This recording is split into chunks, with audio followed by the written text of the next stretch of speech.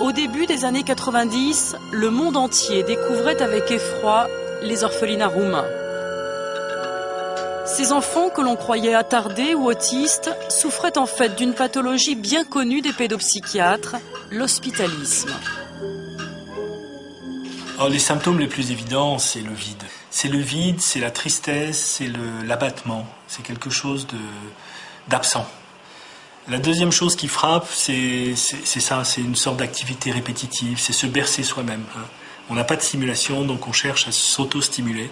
Et c'est ces enfants qui se balancent interminablement, ou qui sucent leur pouce avec le regard perdu, ou qui se tirent les cheveux, ou qui même se tapent. Et c'est absolument désolant à voir.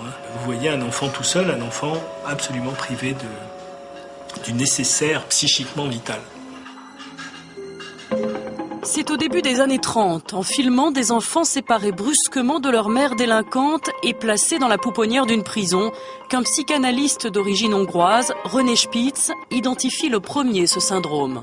Là où Spitz a été révolutionnaire, c'est d'abord d'utiliser le cinéma, regarder, d'observer, de ne pas interpréter les choses comme le faisaient ses collègues en disant « voilà, cet enfant est triste parce que il envie la grossesse de sa mère ou il est dans tel ou tel conflit ». Il a dit « mais regardons ce que nous avons sous les yeux. Cet enfant a une maladie et cette maladie, c'est la maladie de la séparation. » C'est ce que dit Spitz en toutes lettres.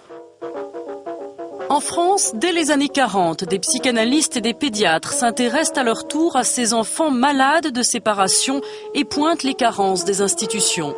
Que ce soit Jenny Aubry, mais que ce soit Myriam David, Geneviève Appel ou d'autres pionnières, ce sont elles qui ont dit voilà ce que ça donne ces effets-là.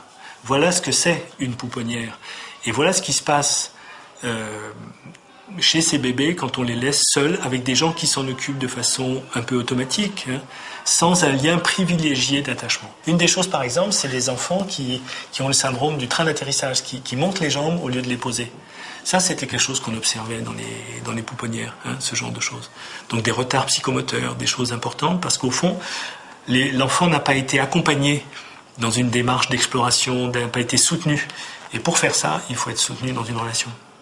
Problèmes de croissance, retards intellectuels parfois irréversibles, les conséquences dramatiques de l'hospitalisme vont provoquer un changement radical dans la pratique de la pédiatrie. Elle prendra désormais en compte la psychologie du bébé et son besoin vital d'affection.